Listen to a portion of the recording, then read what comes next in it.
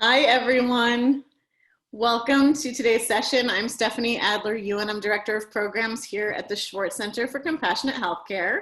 And we're so thrilled that you're joining us for today's session at our virtual Compassion in Action Healthcare Conference. We have a fantastic session today. I'm honored, very honored to present and to invite you to join me in welcoming my dear colleague and the Schwartz Center's very own Chief Medical Officer, Dr. Beth Lown. Beth is, as I mentioned, our Chief Medical Officer. She's also an Associate Professor of Medicine at Harvard Medical School, and we are so excited to hear what you have to say and share with us today, Beth. Thank you, Steph, and welcome to everybody. I'm really excited to be offering this session. Welcome your feedback on it, but I really want to pose this question. Can we avert a second pandemic of mental health disorders amongst healthcare workers? It's something that I've been mulling over for a very long time. Just to start off, we are going to launch a poll, and I'd like you to indicate which coping strategies you have found to be most helpful for you during the pandemic. So here are the options, and you can check any that seem applicable. And then we'll see where people are at. Just going to wait for a few minutes. And hopefully we're gathering some replies. And give it maybe a couple of more seconds. Okay, so what do we think? Can we see the results? All right. Social support, top of the list. I guess next is healthy physical strategies, positive, personally meaningful activities. This is very, very interesting. And I'm particularly interested in the social support, the majority of the responses. So we're going to delve into that a bit. So I think we can close this and let's move on. I see that one person asked if you can write in other, and you can write into the chat if you like. But I'm going to keep going for now. And let's see if we can get the slides to move. There we go. So here are some of the questions that I'm going to explore over the next hour or so. What do we know about the current psychological status of healthcare workers? What are the key sources of stress and distress? What factors promote recovery from stress and adversity? What can be done at the organizational and system level? And what should we be advocating for nationally? You may recognize these photos. Dr. Lisa Breen was head of the emergency department in New York Presbyterian Allen Hospital when she fell ill with COVID-19 in March. She stayed home briefly, but she just felt compelled to return to work to help. And she knew that the hospital was just flooded with patients from some of the hardest hit areas of New York, Upper Manhattan and the Bronx, and they were short-staffed. On the day she returned to duty, 800 people died in New York. This usually confident and competent doctor felt lost and overwhelmed. She simply could not impose order on the chaos, and she was despondent about being unable to help.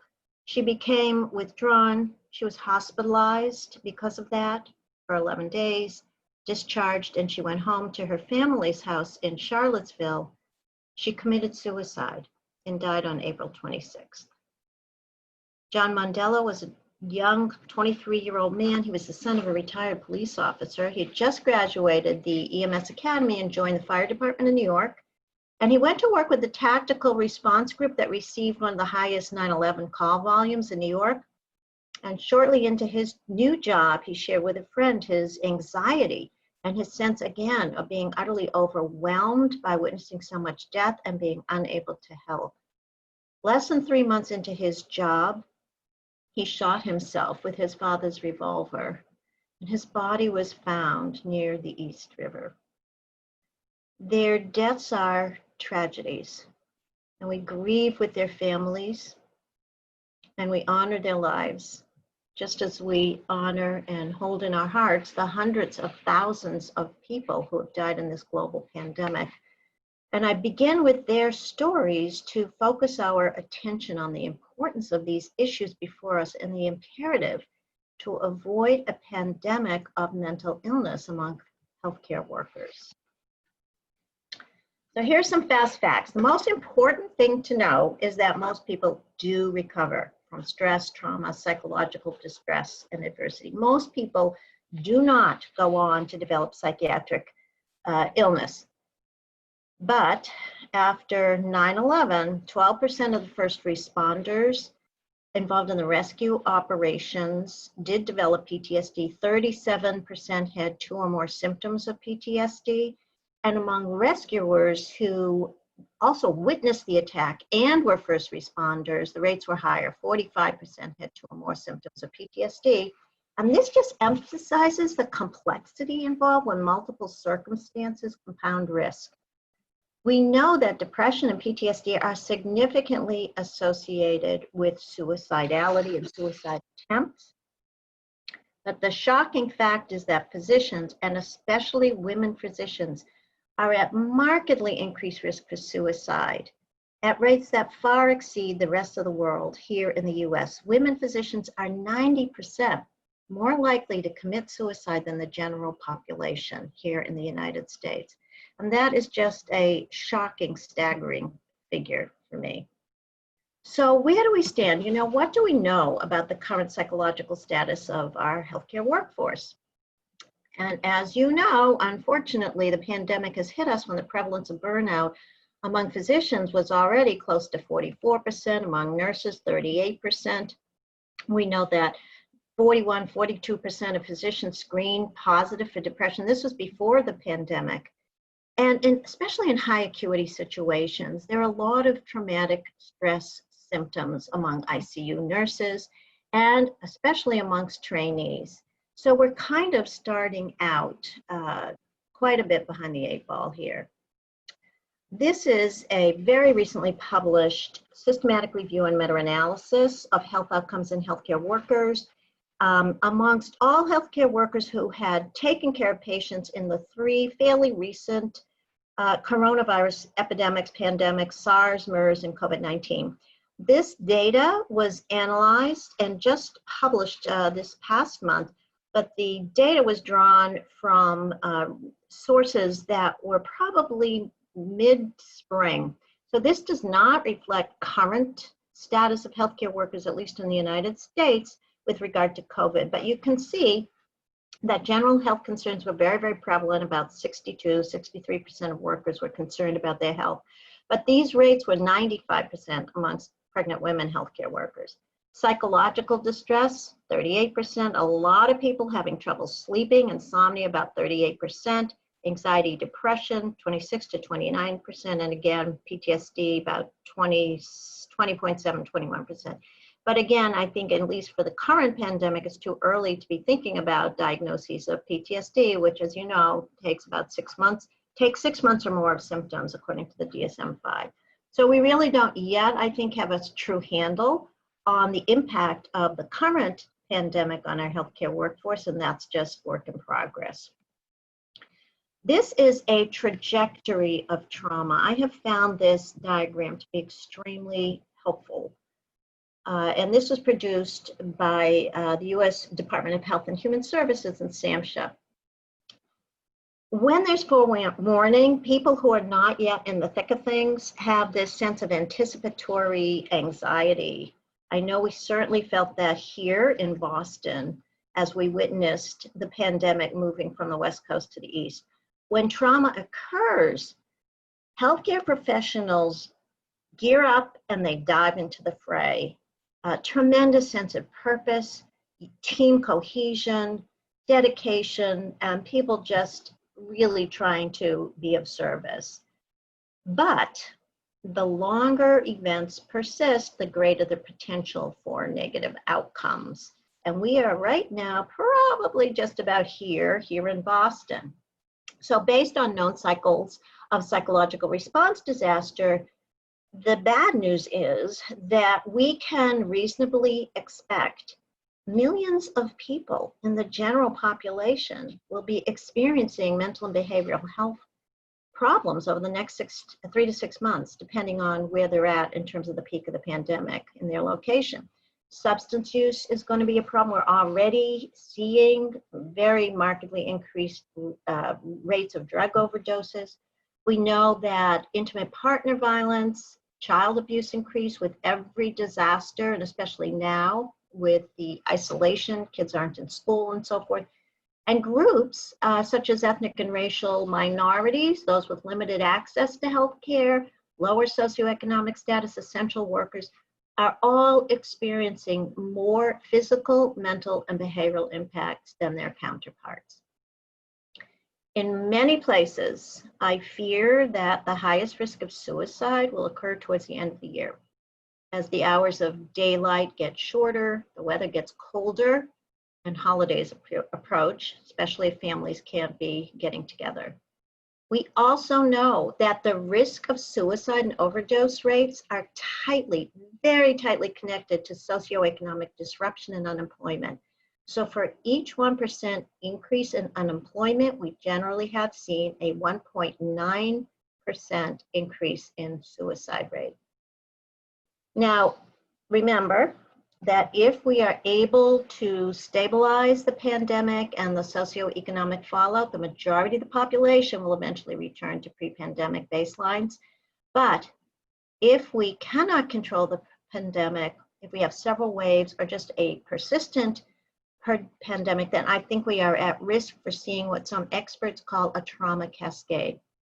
And this is when either the recurrence of trauma or persistent exposure to trauma inhibits the natural ability of people to recover to baseline. Symptoms increase and they're compounded. Where people will end up on this trajectory will depend not just on individual ability to cope, but in large part on our societal, organizational, and community support and responsiveness. And our hope is that some of the interventions we'll discuss today will help our communities support post-traumatic recovery, if not growth. So this is a hypothetical forecast for behavioral and mental health symptoms in healthcare workers. And it's actually from the Department of Health from Washington, the state of Washington, thanks to one of my colleagues at the Schwartz Center, Dr. Michael Goldberg, who sent this around. Some of us are seeing this, we're seeing some of this now, and that I know amongst my colleagues right now in Boston, I'm definitely hearing exhaustion, grief, numbness, being unable to feel anything, despair about not being able to embrace our loved ones. And again, the stakes will increase as this persists, especially if it's onto 9 months, onto a year. So what exactly are the key sources of stress and distress? We've already talked about pre-existing burnout, that triumvirate of emotional exhaustion, cynicism, or depersonalization, treating people like objects, and lack of self-efficacy. But there's also empathic distress, feeling just overwhelmed by the pain, the loss, the suffering of others. And we certainly heard this in the narratives about Lorna Breen and John Mondello. So sadly, we're also seeing issues of moral distress when our own behaviors, for whatever reason, or the behaviors of others really violate our sense of moral values, being unable to offer adequate care because of lack of appropriate resources, seeing communities of color hit hardest by the pandemic. All of these are sources of moral distress. There's grief and loss, as we've discussed, especially not just loss of people, but aspects of ourselves, loss of things, loss of a sense of stability, loss of a sense of our identity. There's physical illness, but amongst healthcare workers, far greater stress emerges from fear of transmitting the infection to our families. And finally, I want to add this concept of leadership abandonment. This is something that we first heard about when we did some Schwartz rounds regionally after the Boston Marathon bombings. And we learned that amongst those healthcare workers who felt unsupported by their leaders and their managers that they held this profound sense of betrayal and abandonment. We want to avoid that. That really frays organizational effectiveness and trust. All of these causes of stress injury, all of these causes of distress can cause stress injury. And I just want to highlight on this slide the traumatic injury. So this is probably the first time in recent memory for many people that we're actually experiencing life threat ourselves. And this is, of course, one of the requirements for the diagnosis subsequently of PTSD. So traumatic injury can happen due to the experience of a significant life threat or exposure to intense injury, the horrific or gruesome experiences of others. And the rest we've talked about: grief injury, moral injury, and just plain old fatigue injury, this sense of wear and tear because of accumulated stress without a chance to recover. The problem is that for many of us, the values and the beliefs that are at the very core of our professional identity make us vulnerable to stress injury. Most of us are drawn to our work because of a desire to help and to serve. We value altruism and stoicism over self-care and self-compassion. Asking for help is definitely considered a sign of weakness. Inability to cure is experienced as defeat by many physicians in particular. Striving for excellence as clinicians, as nurses, as healthcare workers, that's what makes us great, but it can also make us feel ashamed when we make a mistake. And the result is that healthcare workers rarely ask for help. And because of all this, you are very likely to hear people say these phrases, and you may have said them yourselves. It would be selfish to take a break. How you doing? I'm fine. All of these phrases are so common, and we have to work so hard to destigmatize the need to ask for help, for support, for care. So we'll get to how you can do that in a minute, but first I want to turn to what actually promotes recovery from stress and adversity. We're going to take a very brief detour through the brain. So here are some of the brain structures and the circuits that generate our emotional, cognitive, behavioral responses to stressors and subsequent regulation of those responses. And the key structures involved are the amygdala, that light, bright kind of organism there, organ in the piece of the brain, the insula, hypothalamus, hippocampus, cortical structures, prefrontal cortex, and the cingulate cortex. And if you like to look at functional MRIs, which I do, these are where those areas are activated in the presence of stress. So the amygdala is located sort of tucked right inside behind the medial aspect of the temporal lobe in the brain. And this is the structure that's involved in encoding and consolidation of emotional memory of events. And in part, it regulates the fear response. It also activates, along with the hippocampus, it activates the endocrine loop of the hypothalamic pituitary adrenal axis that then sends out all these hormones that are involved in the stress response. The insula is involved in higher level cognitive control and attentional processes, and it helps us sort of integrate signals about threat.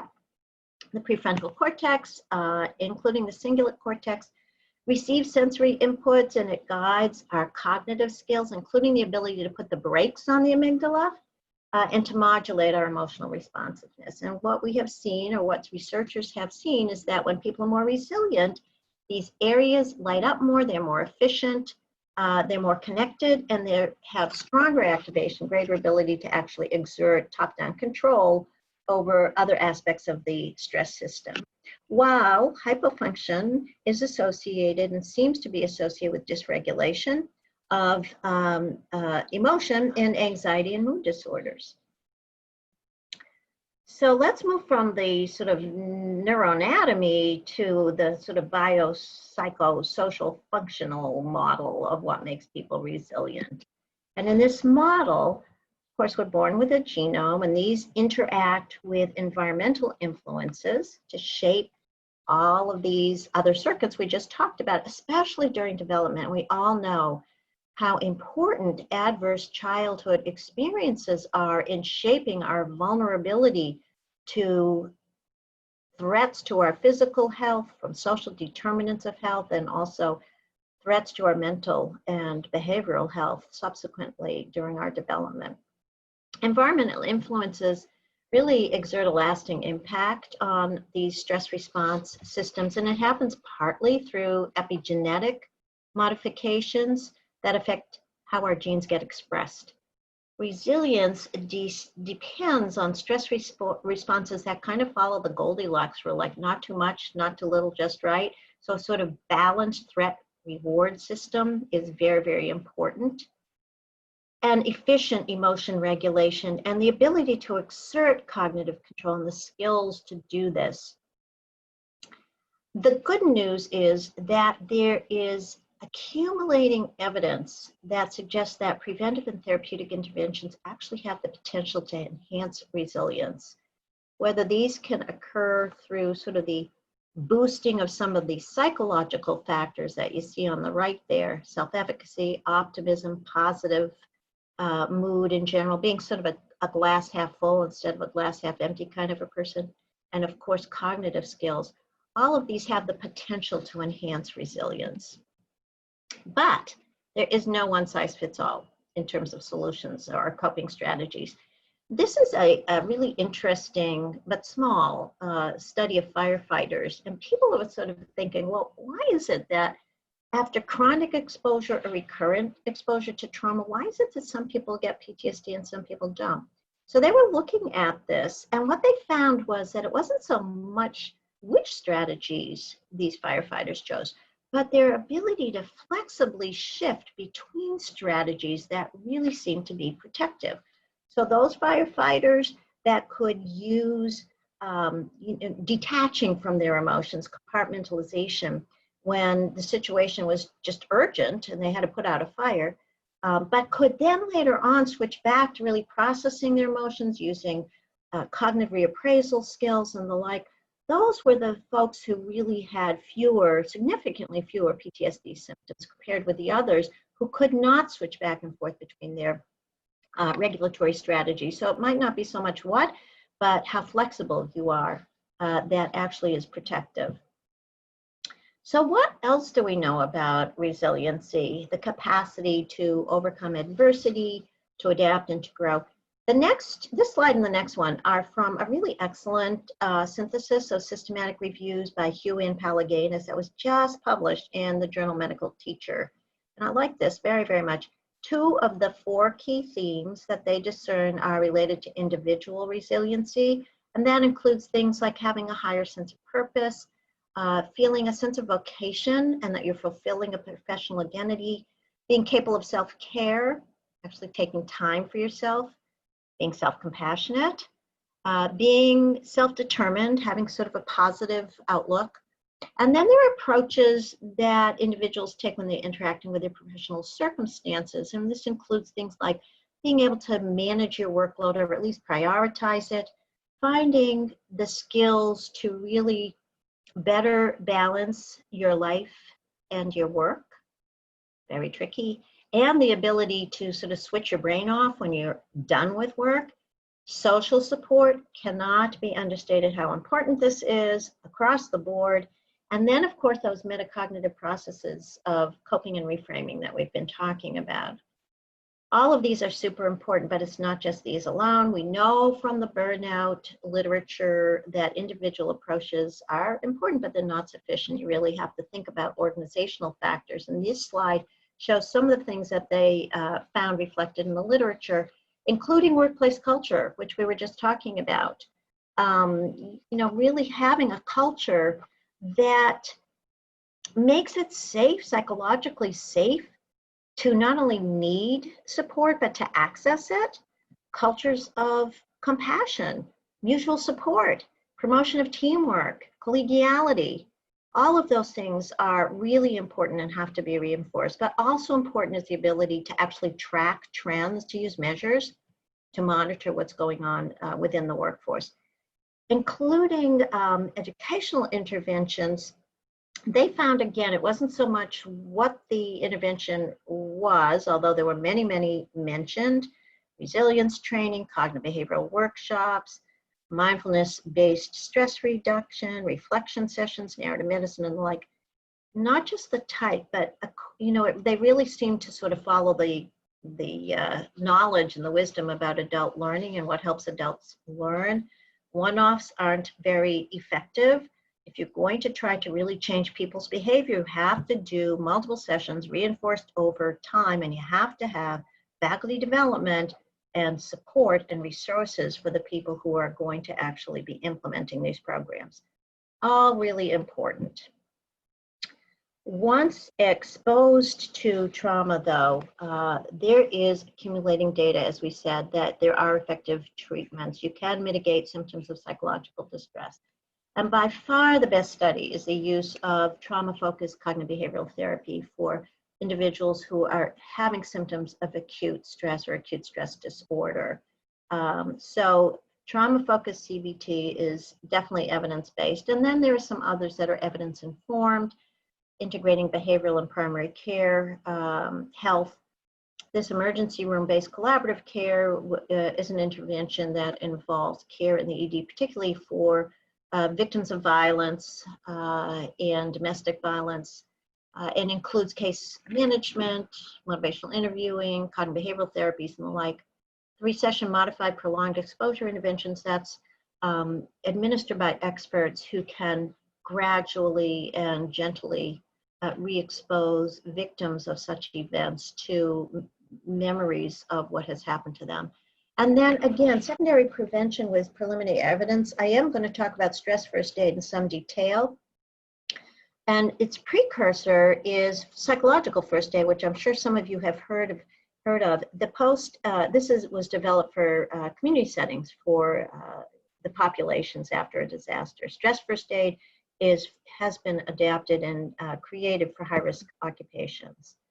So a while back, a group of international experts supported by the National Institutes of Mental Health, Traumatic Stress Research Program, and the U.S. Department of Health and Human Services gathered to review research and to generate some consensus-based, evidence-informed principles to guide intervention and prevention efforts, particularly in the mid-term and early-term phases of a disaster.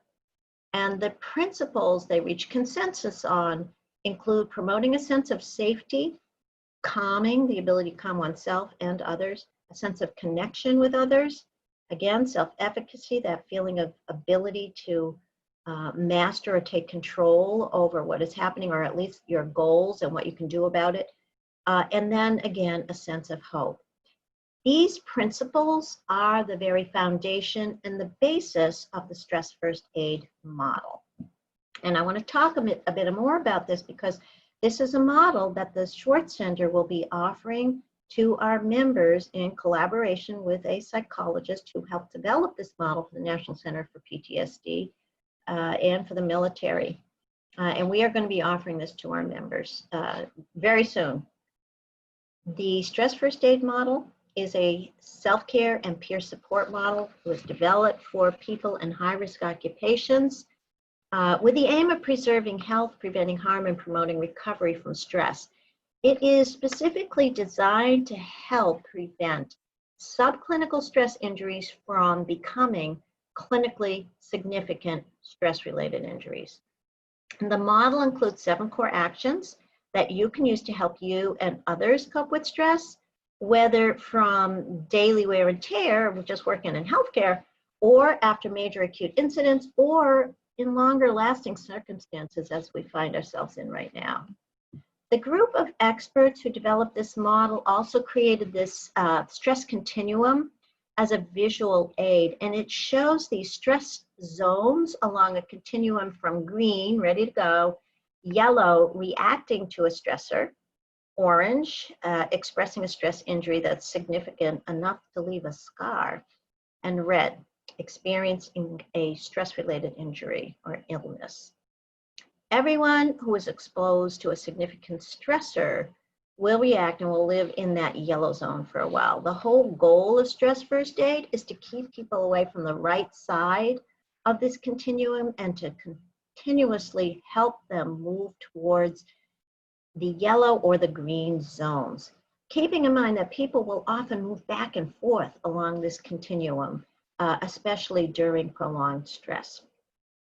And you'll see that the orange zone warning signs in yourself or colleagues may include a sense of loss of control, very intense emotions like panic or rage, intense anxiety, depression, not feeling like your normal self. I've really heard a lot about that from colleagues. Feeling a sense of excessive guilt, shame, blame, and of course, substance use and misconduct. These are signs that this person, and it might be yourself, really needs additional support and resources. As we said, the 5 essential elements that people need to recover from stress, they include a sense of safety, which is now called cover in this model, a sense of calm, being able to relax, slow down, refocus, a sense of connection, being able to get support, sense of competence, restored sense of effectiveness. This may even include retraining for people who have been redeployed to be doing skills they haven't had to perform in a long time, and a sense of confidence, a restored sense not only of self-esteem, but a sense of hope. This really, the difference between competence and confidence is more related to skills, and confidence is more related to a sense of yourself. And then overarching all of these are the first 2, which is to check and coordinate, to continuously be observing, listening, eliciting people's feelings, and trying to coordinate efforts to either support them yourselves or to be able to refer them as necessary to higher levels of care. So far, we have talked about what we know about the psychological status of healthcare workers. We've looked at the key sources of psychological distress. We've forecasted what might be coming down the pike. We've looked at evidence-based and informed interventions that can help mitigate symptoms of stress, and key factors and interventions that promote resilience. So now let's take a look at what we can do within our organizations and what we might want to advocate for more broadly. So this is from a study that Tate Shanafelt did. Of course, he's been doing so much research on burnout, and that's what these focus groups that he performed were reported on in this publication in JAMA. But what he found was that what people really want was they wanted to be heard. They wanted to be able to provide input. They wanted feedback channels with leadership. They want to be included in decision making. They want protection. Right now, PPE, rapid testing, accommodations for professionals who are at high risk. They wanted to be prepared, training, clear communication, supported, not just their physical needs, but their psychological, emotional needs, and of course, all of the other things that people are really yearning for. They want people to care about them. They want paid time off, and they want this to be real, not just talking the talk, but walking the walk. Lodging, if they need to be quarantined, paid time off if they get sick, and no co-pays, for example, for the healthcare that they might be needing. I really can't overstate the importance of leadership here. Leaders set the tone and the culture for organizations, and great leaders show up. We've heard so many stories and comments about how leaders who make a difference aren't the ones who just send messages down. They show up. They talk to the staff. They may even gear up in PPE and lend a hand when people are short-staffed. We just heard that from a wonderful chief nursing officer in New York. And great leaders are able to separate perceived threats from real ones. They convey messages of support, appreciation, and pride. They listen to staff and they communicate honestly about what's happening. They follow through on what they say. They're trustworthy. They show empathy and compassion. They reiterate shared goals, and they They listen for stories and they share these stories to help people unite around common goals and to really be united around a shared sense of purpose throughout the duration of a disaster like this. They offer realistic hope that we're going to get through this and we'll work together and we will create better care. For those who want to do something to promote positivity right now, not just unit leaders, but everybody, these are just some practices that we learned. And these are things that we can just do right away. And many of you might be doing them right now. Gel and chill, just, when you're sanitizing your hands, taking a few moments to take some breaths to settle your mind, to set aside all of the chatter inside your brains. Using appreciative check-ins, really just calling out who's done something you appreciate, showing gratitude. Hope huddles, we've heard about this during huddles, team huddles, sharing news about people who are improving, who have recovered, who have left the unit, who have left the hospital. Assuming positive intent and knowing that just like you, whatever has happened, people are just trying to do the best they can. Finding value behind a complaint. I have to share that there was one story. At some point, I was complaining to my father-in-law, who's a physician, about some offense that I thought had been done to me. And he's listening, and he said, after I'd been done complaining, he said, is there any small part of this complaint that could be true? And he completely stopped me in my tracks, and he forced me to reflect and see, and really examine myself. And he, of course, was right. So I have actually found this very helpful to me. The stop practice is taught by the Buddhist monk Thich Nhat Hanh, and he talks about just, again, stopping, breathing, taking a moment to observe your surroundings, what's going on inside you with others around you, and then proceeding. The pause has been popularized by Jonathan Bartel. He's a nurse at University of Virginia. Just taking 2 to 3 minutes, preferably with colleagues, to honor the life of someone who has just died. And then the 3 good things. This is a strategy that's been popularized by Marty Seligman, the father of positive psychology, writing down at the end of the day 3 good things that has happened in the day, the practice of gratitude. So these are just simple things that you can implement now.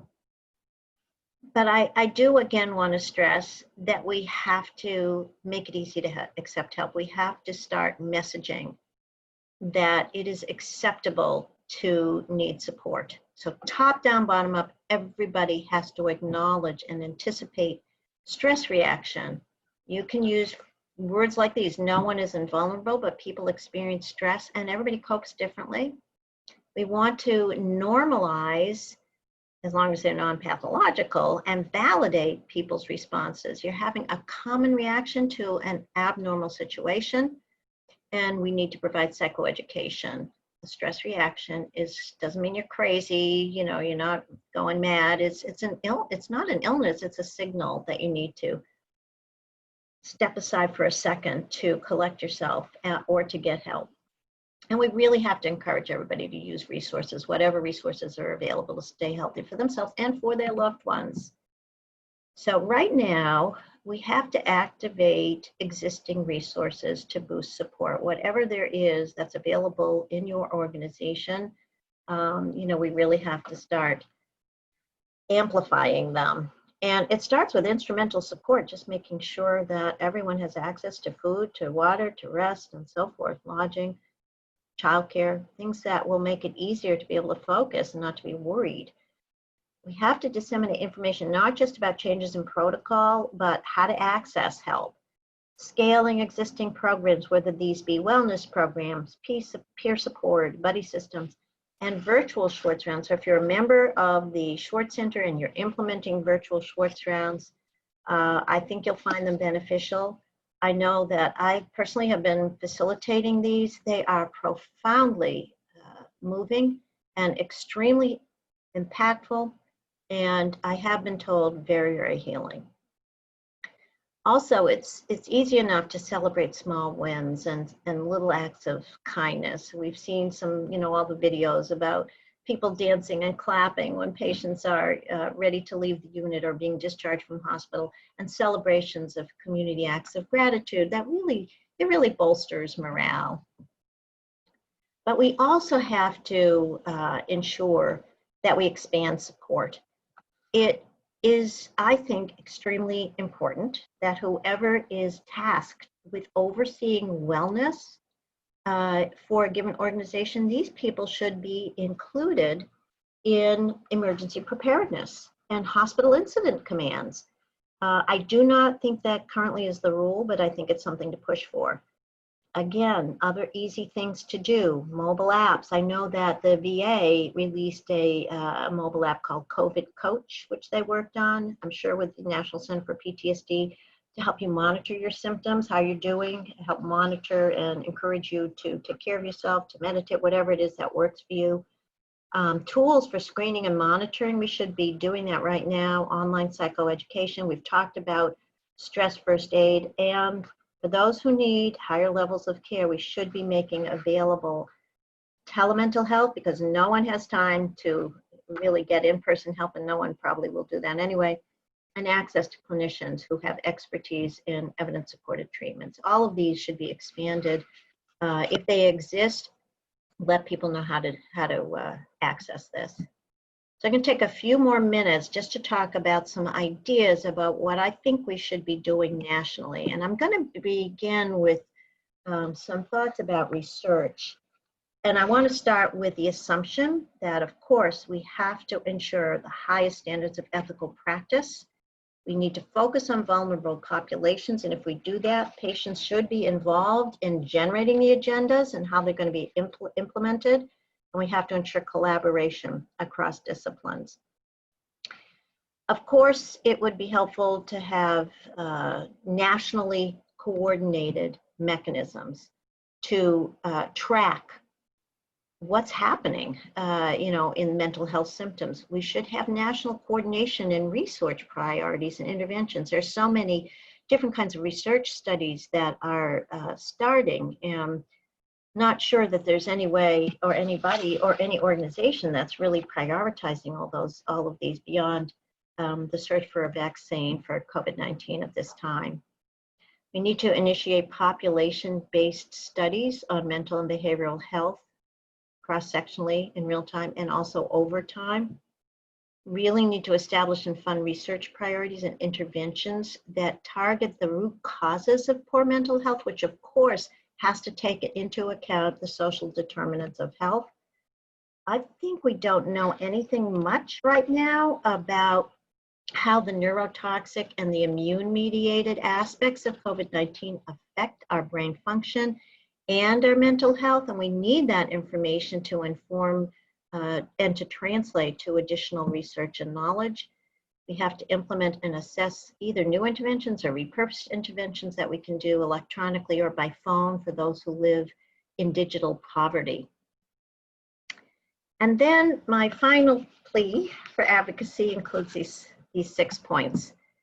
We have to recognize, and we have to be talking about the fact that psychological distress is widespread right now.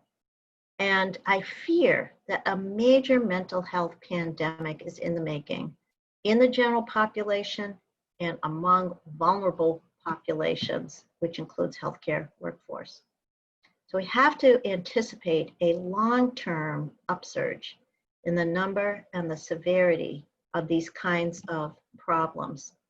We have to communicate that specific populations, including the healthcare workforce, are experiencing numerous stressors, including life threat, and are highly vulnerable to adverse health outcomes of all sorts.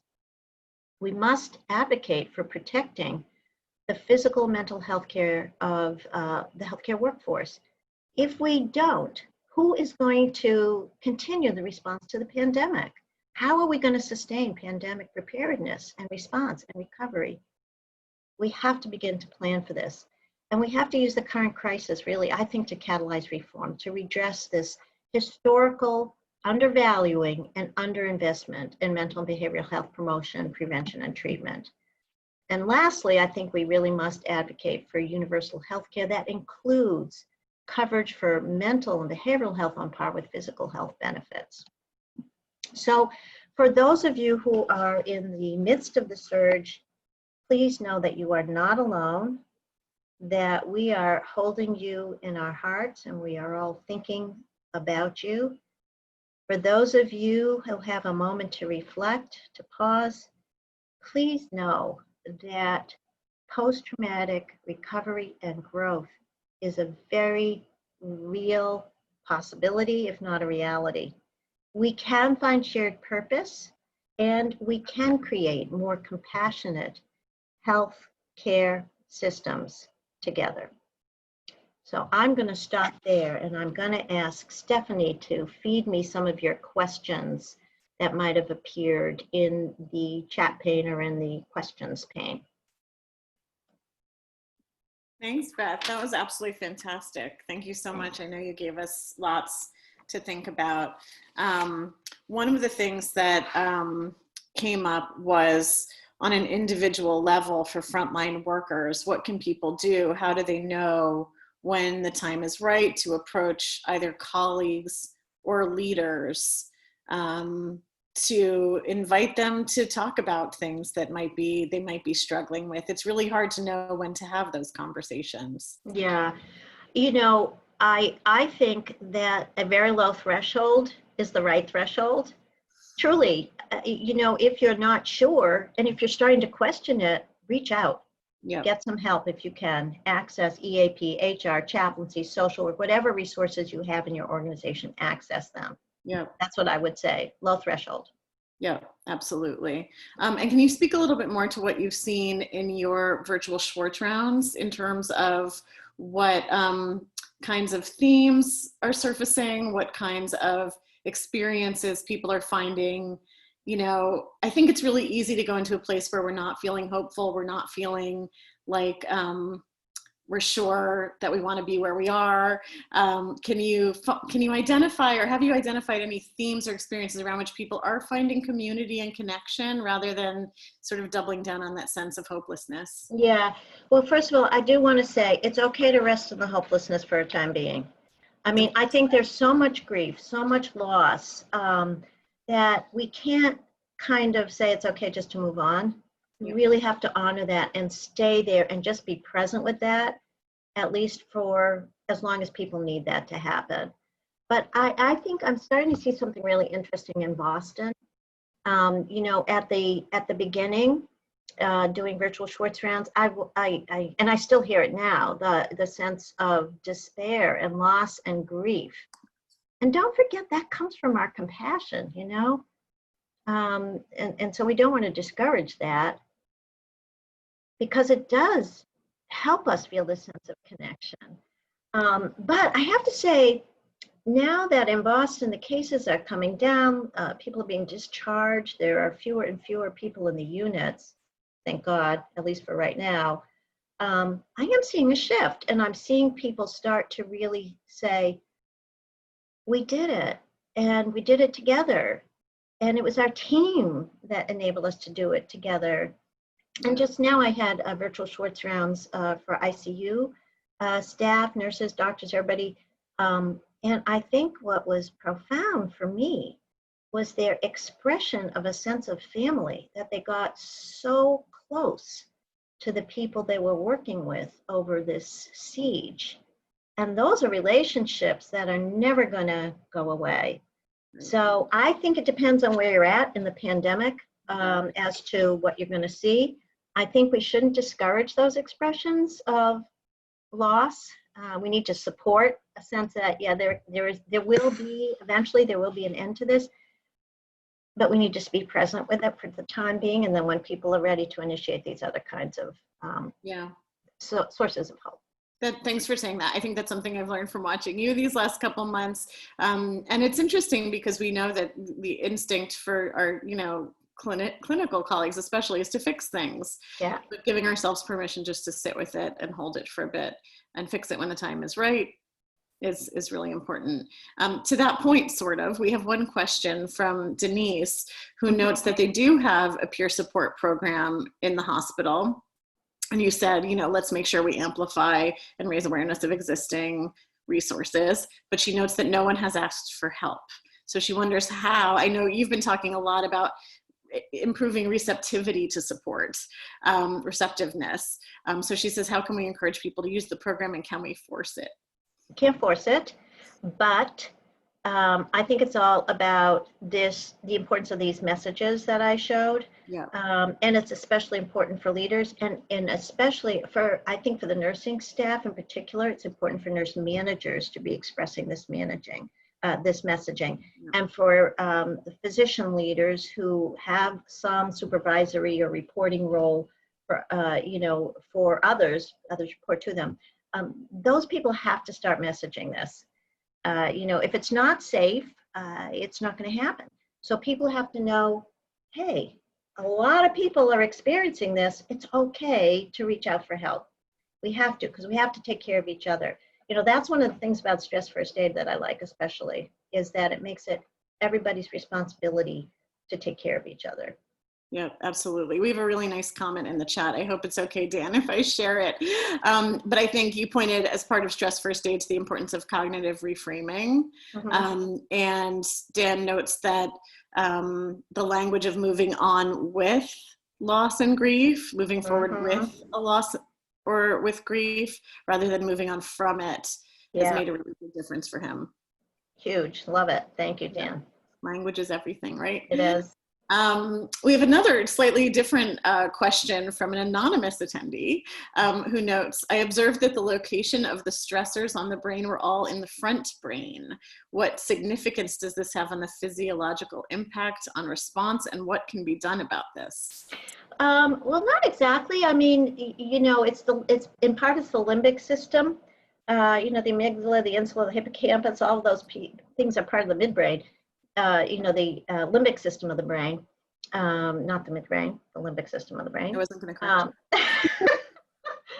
And it's their connections with the prefrontal cortex. I mean, we certainly can't change the neuroanatomy, but we're not sure whether or not, and I don't think there are any real great studies on this about whether or not the practice of some of these skills that we've put up there actually enhance the activation or the connectivity of these centers. That's an area for future research, as they say. Inspiration for all of you out there. We're full of ideas. We have a great question as well from Mario, who asks, and this is a big one, as healthcare providers struggle with the need to keep it together because they have a job to do, mm-hmm. and the job comes first, how do we incorporate some of these concepts that you're speaking about? It's a big one. Yeah, I think it is hard, and I think during the peak of just the influx of patients, it's just so devastating. But I think it might be useful to ask your people when they would want to have support sessions. I think doing a needs assessment, what would be the best way, and offering stuff online so you can do it, on your own time if you can. There's no best time. Everybody knows that. There's no good time to schedule anything. Right. So you're never going to find that. So I think trying to find the best time for different audiences, because that's going to differ, and providing it online so people can do it asynchronously is another way to go. That's great. Yeah, no, I think the other thing I'll say is that no one thing is going to be a fit for everyone, right? Absolutely. So having different ways for different groups to access that support. Right. Can also be important. Randy notes here that at her hospital, they developed a staff emotional support program through the Department of Psychiatry and Behavioral Health with a phone line, and this is at Montefiore in the Bronx, that was highly utilized. And in our 3 caregiver support centers, there was over 35,000 visits. Wow. During the pandemic with food and comfort care. Incredible. Yeah. That is amazing. Congratulations. Really.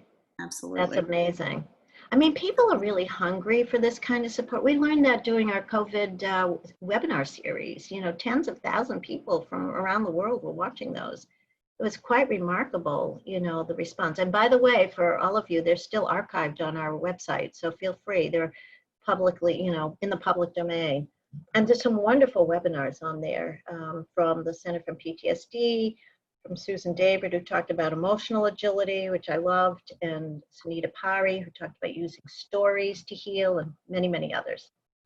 Yeah, absolutely. And I think maybe we have time for one more question, but I see a comment from Sarah Halabi in the chat. Thanks, Sarah. Hi. Who notes that if we were to talk about basic neuroanatomy, there is a link between the limbic system and memory. I believe that taking conscious decisions and having an honest conversation about those emotions from the limbic system might help us register those memories differently. Just speculation, nothing to back me up on here. Do you have thoughts on that? No, there is stuff to back you up on there. Sarah. I mean, one of the key pieces of one of the theories about post-traumatic stress disorder is that it has a lot to do with the encoding of traumatic memory.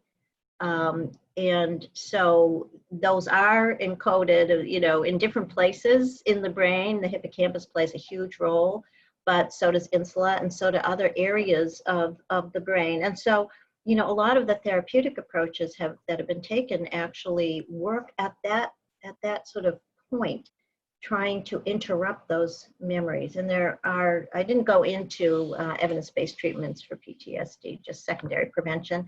That would be tertiary treatment, or, you know, to mitigate PTSD symptoms. But there is a connection, and there is evidence around that. And I wonder if cognitive reframing comes in there too, to encode those memories differently. Is that Yep. what you're alluding to? Yeah, that's fantastic.